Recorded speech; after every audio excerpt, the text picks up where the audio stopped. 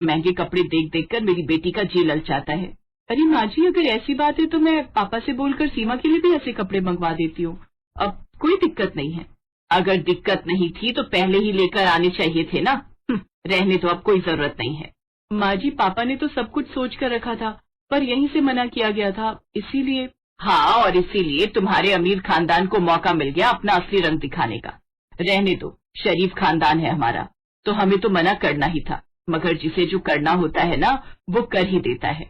इतना कहकर पार्वती तो वहां से चली गई, लेकिन शिवानी वहीं खड़ी सोचती रह गई कि इस सब में उसकी क्या गलती है और अब वो आगे ये सब कैसे संभालेगी।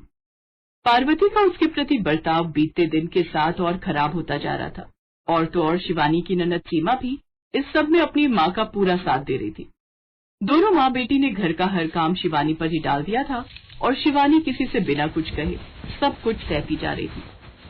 उसके ससुर शिवशंकर इस सब का विरोध करना चाहते थे, लेकिन शायद ये शिवानी की खराब किस्मत ही थी कि उसकी शादी के बाद से ही शिवशंकर की तबीयत इतनी बिगड़ गई कि अब उनका बचना मुश्किल ही लग रहा था। पापा जी, आप मेरी बात मान लीजिए ना, मैं पापा से बोलकर आपका इलाज अच्छे हॉस्पिटल में करवा सकती हूँ। नहीं नहीं बेटा, तुम्हारे पापा का सामना करने की अब मुझ में हिम्मत नहीं है। कितने भरोसे के साथ उसने तुम्हें मेरे घर भेजा था, लेकिन यहाँ क्या हो रहा है मैं सब समझ रहा हूँ, और उससे भी शर्मनाक बात यह है कि मैं ये सब रोक भी नहीं पा रहा हूँ। बेटा, अब और जीने की इच्छा ही नहीं है मेरी, तो भला कोई डॉक्टर क्या ही कर लेगा। हो सके तो मुझे माफ कर देना बेटा, मेरा ये घर तुम्हारे लायक नहीं है। तुम चाहो तो अपने पापा से बात करके तुम वापस। नहीं पापा जी, अब मेरा घर वो नहीं है, ये है, और यही मेरा परिवार भी है। और मेरे पापा ने हमेशा मुझे यही सिखाया है कि चाहे जो हो जाए, अपने परिवार का साथ कभी नहीं छोड़ना। शिवानी की बात सुनकर शिवशंकर ने मुस्कुराते हुए उसके सिर पर हाथ फेरा, और बस यही वो पल था जब शिवशंकर ने अपनी आखिरी सांस ली और शिवानी के लिए मुसीबतें बढ़ने वाली। खा गई ये करम जली, खा गई मेरे पति को। बता तूने कैसे मेरे पति को, बता, वरना आज मैं तुझे जान से मार डालूंगी। नहीं माँ जी, मैंने कुछ नहीं किया है, ये गलत है। झूठ मत बोलो तुम। मैंने देखा था, पता नहीं पापा को क्या खिलाया तुमने जिसे खाते हैं पापा। अरे तो भैया को, अब वही तुम्हारा हिसाब करेंगे। सूरज के आने का इंतजार शिवानी को भी था, क्योंकि अब वही उसकी आखिरी उम्मीद था, लेकिन शिवानी ये नहीं जानती थी कि दुबई से वापस लौटने वाला शख्स तो कोई और ही था। सूरज, अच्छा हुआ जो आप आ गए। आप मुझे ले चलिए अपने साथ, अब मैं इस नरक में और नहीं रह सकती। देखिए ना माँ जी और सीमा मुझ पर कितना गलत इल्जाम लगा रही है। आज तक मैं चुप रही, लेकिन अब नहीं रहूंगी।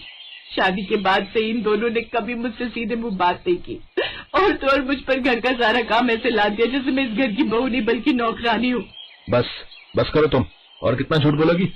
माँ और सीमा ने मुझे पहले ही सब कुछ बता दिया था कि कैसे तुम यहाँ अपने अमीर बाप की धौंस दिखाकर सारा दिन बस बिस्तर तोड़ती रही।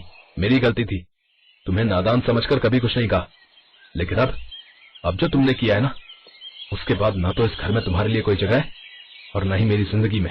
इस एक पल में शिवानी के लिए सब कुछ खत्म हो गया। जिस ससुराल को वो अपना सब कुछ मानकर इतने दिनों से निभाने की कोशिश कर रही थी, वहीं से उसे अब बाहर का रास्ता दिखा दिया गया था, और ऐसा करने वाला उसका पति ही था, जो अपनी माँ और बहन की बातों में आकर उससे रिश्ता तोड़ चुका था। यहाँ मेरा कोई नहीं है, ये मुझे बहुत पहले ही समझ जाना चाहिए था, लेकिन कोई बात नहीं। आज ये बात समझाने के लिए आपका बहुत बहुत शुक्रिया। इतना कहकर शिवानी अपना सामान लेकर निकल पड़ी और हमेशा के लिए अपने मायके वापस आ गई। सूरज और उसके परिवार से अब उसका कोई रिश्ता नहीं था, लेकिन कुछ था जो अभी होना बाकी था। 5 साल बाद। आप अब किससे मिलना है आपको? शिवानी, मुझे माफ कर दो। मैं जानता हूँ मैंने बहुत देर कर दी, लेकिन मैं अब लौट आया हूँ।